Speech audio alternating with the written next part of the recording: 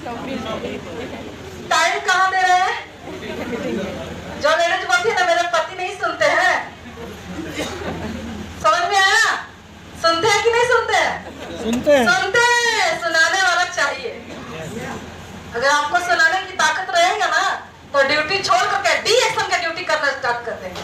आपके अंदर ताकत है।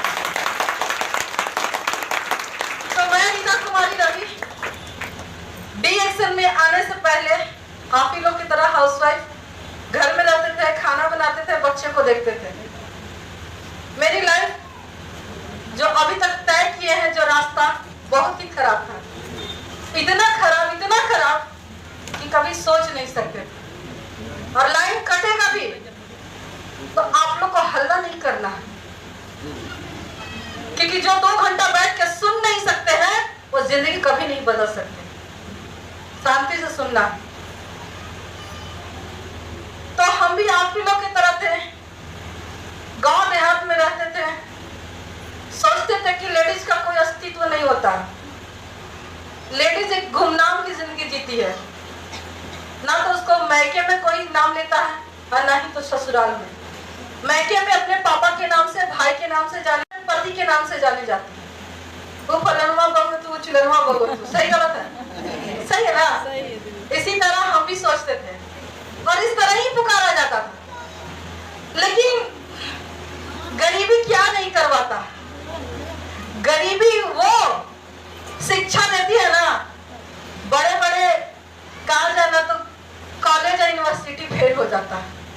और उस गरीबी के कारण हम 15 साल तक अपनी गरीबी को झेले।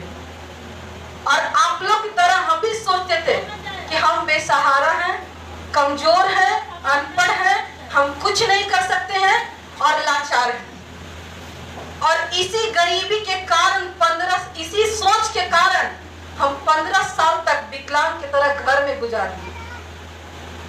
इसीलिए बोला जाता है कि जिस समाज में आप रहते हैं, जहां पे रहते हैं, जैसे लोग रहते हैं, आप उसी तरह का सोच सकते हैं, उसी तरह का देख सकते हैं।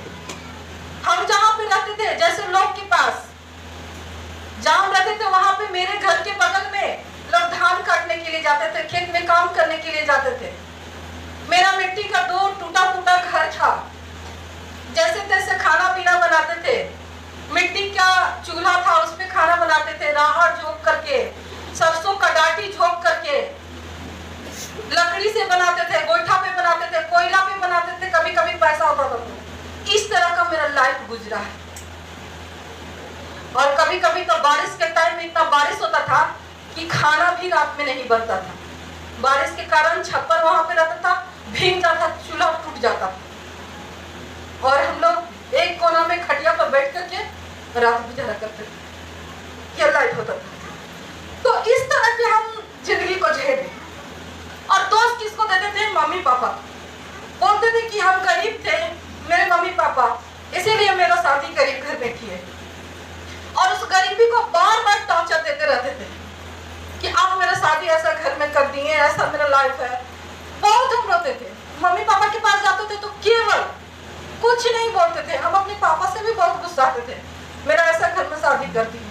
हम अपनी मम्मी को भी खोलते थे कि आप अच्छा से रहते हैं पापा के घर में, मेरा मिट्टी के घर में शादी कर दिए, हमको से मिट्टी लगाने नहीं आता। तो इस तरह का था। लेकिन एक सोच था, हम सोचते थे कि कैसे हम यहाँ से निकले। जाते थे जब अपना मैके तो इतना रोते थे, सोचते थे कैसे हम फिर वहां जाएंगे। और बहुत ही हम जीवन से उदास थे। और कभी कभी तो हमको लगता था कि इस गरीबी के कारण मर जाते तो अच्छा रहता था, ऐसा घर में हमको नहीं रहना। लेकिन फिर भी मम्मी पापा के लिए एक जबरदस्त ताली होना चाहिए।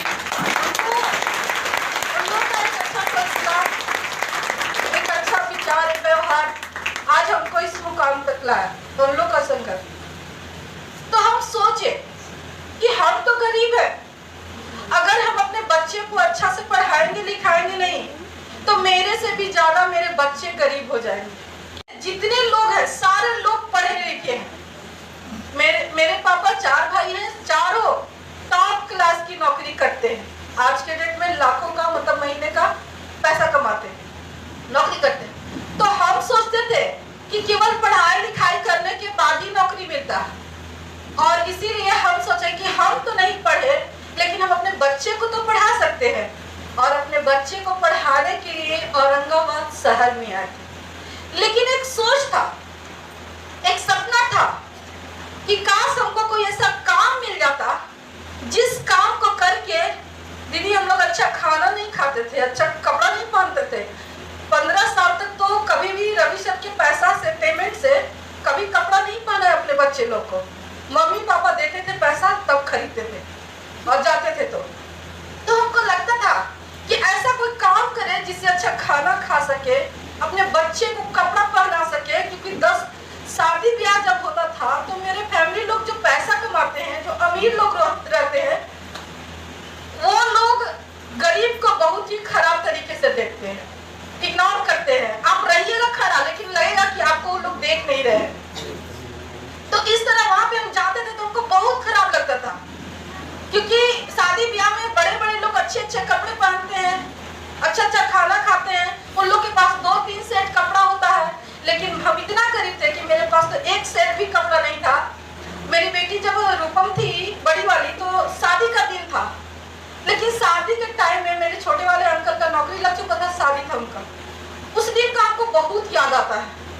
तो जब हम शादी में गए तो मेरी बेटी को खरीदने के लिए 10 रुपया वाला भी, 10 रुपया का हर एक माल आता था, वो भी कपड़ा खरीदने के लिए मेरे पास पैसा नहीं था। तो हुआ क्या कि हम अपने बच्चे को इसी तरह फटा हुआ पहना करके तौली में लपेट करके लेके चले गए। जब गए तो जल्दी से माँ को गोद में दिए, तो माँ कपड़ा लेकर के आई थी तो वो कपड़ा पहनाई।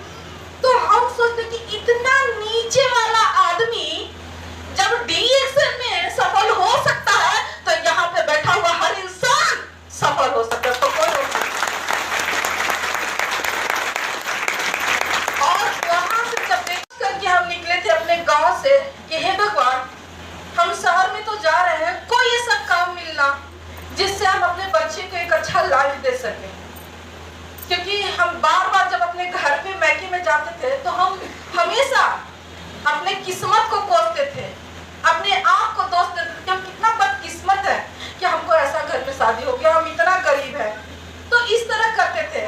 तो जैसे ही हम शहर में गए अपने बच्चे को पढ़ाने के लिए, तो अपने बच्चे को 100 रुपया वाला स्कूल में भी पढ़ाने के लिए मेरे पास पैसा नहीं था।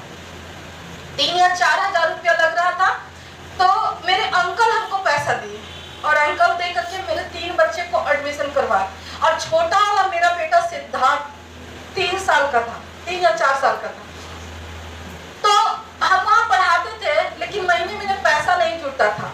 और मेरा लाइफ ऐसा था कि 7,000 रुपया रवि सर को मिलता था, उस पैसे से घर में भी चलाने के लिए रहता था। जैसे कि सासू माँ, देवर, बुद्धि सबको लेके चलने के लिए रहता था। 4 बच्चे थे, हम लोग हस्बैंड वाइफ थे, रूम रेंट देना पड़ता था। सारा चीज करने के बाद पैसा एकदम नहीं बचता था। और हम लोग का लाइफ था 10 से 15 से 20 दिन तक हम लोग आलू की भुंजिया रोटी पे काम चलाते थे। 100 ग्राम 50 ग्राम दाल के लिए भी हम लोग बहुत तरसते थे। तो ऐसा हम लोग का जिंदगी था। तो हमको बहुत इस गरीबी से हम उदास थे। तो हम तो उदास थे, लेकिन मेरे हस्बैंड छोटा मोटा नौकरी करते थे। तो इनके अंदर एक ईगो था कि हम नौकरी करते हैं, अब नौकरी करते हैं, मेरी वाइफ घर से बाहर कैसे निकल सकती है। घर से बाहर एकदम नहीं निकलने देते थे। रूम लिए थे, रूम में पैक रहते थे दिन भर बंद करके। 3 बच्चे स्कूल चले जाते थे, हम रूम में रहते थे। और कहा जाता है कि नौकरी करने वाला इंसान साल में अपनी बीवी का कपड़ा दे या ना दे, लेकिन उन लोग का इज्जत का जो नाक होता है ना, बहुत बड़ा होता है। अपने बच्चे को अच्छे स्कूल में पढ़ाए या नहीं पढ़ाए, इससे कोई मतलब नहीं है, लेकिन उन लोग बोलते हैं हम जो कहें वही करना। इस तरह का मेरा लाइफ कट रहा था। लेकिन एक गलती से एक इंसान जिनको ये 3 महीना से डांट रहे थे, हम तो उनको कभी देखे नहीं थे, 3 महीना से बार बार वो डांटते रहते थे। डीएक्शन वाले को बोलते हैं कि पागल आदमी है, सब लोग पागल उसको बोलता है। ठीक, अगर वो पागल अगर एक आदमी से 3 महीना तक नहीं टकराते तो रीता कुमारी रवि जैसा आदमी नहीं मिलता। सही गलत है? वो 3 महीना से इनको टाइप कर रहे थे, लेकिन फिर भी इनको डीएक्शन समझ में नहीं आया। हम गलती से सुन लिए तो हम उनसे पूछे कि अंकल आप इनको क्या बताते हैं कि आपको डांटते हैं, और इतना खराब तरीके से डांटते थे क्योंकि नौकरी वाला सोचते हैं कि हम सर्वश्रेष्ठ है और जो कपड़ा बेच रहा है चाहे और कोई काम कर रहा है वो बेकार काम है। तो इस तरह से उनको डांटते थे। तो हम पूछने के बाद अंकल जी बोले कि यहाँ पे इतना अच्छा काम है कि इसमें काम करके आप बहुत पैसा कमा सकते हैं। तो हम बोले कि अंकल हम पढ़े लिखे नहीं है। तो बोले कि पढ़ाई लिखाई की इसमें कोई जरूरत नहीं है, आप बात करके इसमें पैसा कमा सकते हैं। तो हम बोले कि तो बोले वो अंकल बोले कि इस प्रोडक्ट जो है ना हमारे पास जड़ी बूटी के राजा गरम ब्रह्मा से बना हुआ है। जैसे आपके हस्बैंड को खून की कमी रहता है, बीपी लो रहता है हमेशा और चक्कर आते रहता है, उनको देखते हैं तो हम बोले कि हाँ उनको तो रहता है, तो ये जो खाएंगे प्रोडक्ट वो स्वस्थ हो जाएंगे। और इसके बारे में यही चीज को बताना है। अगर 10 महिला को आप बता करके इस प्रोडक्ट को देना स्टार्ट कर दीजिएगा तो आपको 1000 रुपया मिलने लगेगा। तो हम बोले कि 10 को देंगे तो 1000, 20 को देंगे तो बोले कि 2000, 30 को देंगे तो ऐसे करते करते हमसे कि 100 लोग को देंगे तो बोले कि बहुत पैसा आएगा। तो हम बोले कि कितना में पैसा कमाता है, तो पैसा तो छोड़िए ना, बहुत लोग पैसा कमाते हैं, लेकिन एक ट्रेनिंग होने वाला है, आप वहां चलिए। तो हम सोचे कि ट्रेनिंग में क्योंकि लेडीज लोग के पास पाँव तो रहता है लेकिन फिर भी बैसाखी के सहारा पे जिंदा रहती है। बैसाखी कौन है? उनके पति। सही गलत है? सही। तो उन लोग के पास पाँव रहता है लेकिन वो अपना पाँव से अपनी मर्जी से वो मार्केट नहीं जा सकती है। क्यों? क्योंकि उसको पति का परमिशन मिला हुआ नहीं है।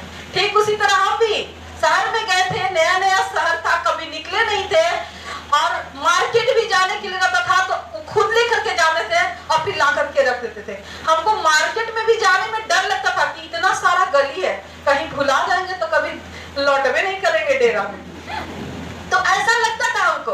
और सच में यही चीज लेडीज लोग के साथ होता है और इसीलिए नहीं घुमाते हैं मार्केट में चाहे सब जगह, क्योंकि अगर जिस दिन लेडीज को पता चल जाएगा ना कि जेंट्स ही नहीं लेडीज भी पैसा कमा सकती है, उसे नंबर 1 पे लेडीज लोग रहेगी। तो इसी तरह बताएं अंकल तो बोले कि मीटिंग होने वाला है, तो 1 महीना पहले से ही मीटिंग के बारे में बता दिए कि मीटिंग होने वाला है और वहां पे बहुत बड़े इंसान आने वाले हैं जो 1.5 लाख रुपया महीने की कमाते हैं। तो हम सोचे कि आदमी भी इतना पैसा कमाता ना, क्योंकि जितने भी मेरे घर में लोग थे मतलब यूनिवर्सिटी टॉप, क्लास टॉप, उन लोग को 25,000 30,000 की नौकरी मिला था और ये बोल रहे थे कि 1.5 लाख रुपया कमाते हैं। तो हम सोचे कि कैसन आदमी होते हैं, हम देखेंगे। तो हम बोले कि सच में अंकल सर्टिफिकेट नहीं ना लगेगा, क्योंकि पढ़ा लिखा ही इंसान पैसा कमा सकता है, अनपढ़ आदमी को कोई वैल्यू है? सरकार के पास वैल्यू है? आज तो ऐसा हालात हो गया कि पढ़े लिखे लोग को वैल्यू नहीं, तो अनपढ़ की तो बातें छोड़ दी, जो दूर दूर तक नजर नहीं आई। तो इस तरह का हमको लगा तो हम सोचे कि ठीक है जाएंगे मीटिंग में। जाने के लिए तो सोच लिए, लेकिन इतना डर लगता है। आज जितना हम अच्छा से बोल रहे हैं, एक घर में रहने वाली महिला को पति से कितना डर लगता है, वो आज के 10 साल पहले वाली रीता बहुत डरती थी, खड़ा होकर के बोल भी नहीं सकते थे सामने। क्यों? क्योंकि हम लोग 5 बहन थे और बड़ बेटी थे, झगड़ा होता था तो सीधे बोलते थे तुमको मैके छोड़ देंगे, तो 4 को तो वहाँ है, एक हम जाके अपने मम्मी पापा पे बोझ बन जाएंगे। इसके डर से हम बोलते भी नहीं थे, लड़ाई झगड़ा हो तो हो, मारे या कटे यही रहना। और ऐसे भी बोला जाता है कि जहाँ शादी हो गया है, यहाँ से डोली चला गया है, अब वहां से अर्थी ही निकलने वाला है।